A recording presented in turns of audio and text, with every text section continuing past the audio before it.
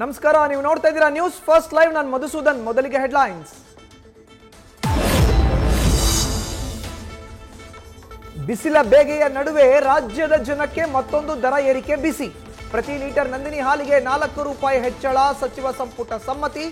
ಸುದೀರ್ಘ ಚರ್ಚೆಯ ಬಳಿಕ ಬೆಲೆ ಹೆಚ್ಚಳಕ್ಕೆ ತೀರ್ಮಾನಿಸಿದ ಸರ್ಕಾರ.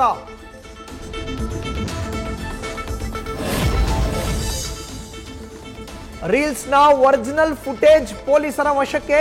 ಶೂಟ್ ಮಾಡಿದ್ದ ಡಿವೈಸ್ ಕೂಡ ಜಪ್ತಿ ಮಾಡಿದ ಅಧಿಕಾರಿಗಳು. ಮಚ್ಚಿನ ಅಸಲಿಯತ್ತು ಹುಡುಕ್ತಿರೋ ಪೊಲೀಸರಿಂದ ತನಿಖೆ ಚುರುಕು.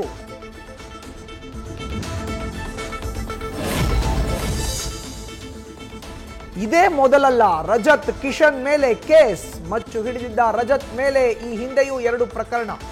ಸಂಬಂಧಿ ಜೊತೆ ಕಿರಿಕ್, ಪಾರ್ಕಿಂಗ್ ವಿಚಾರಕ್ಕೆ ಗಲಾಟೆ ಮಾಡಿ ಅಂಗಡಿ ಧ್ವಂಸ. 2 ಕೇಸ್ಗಳ ಹಿಸ್ಟರಿ ಜಾಲಾಡುತ್ತಿರುವ ಪೊಲೀಸರು.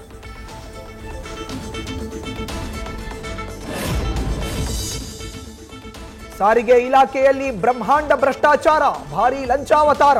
ಮೀಸಲಾತಿ ಪ್ರಮೋಷನ್ ಹೆಸರಲ್ಲಿ ಕೋಟಿ ಕೋಟಿ ಅವ್ಯವಹಾರ.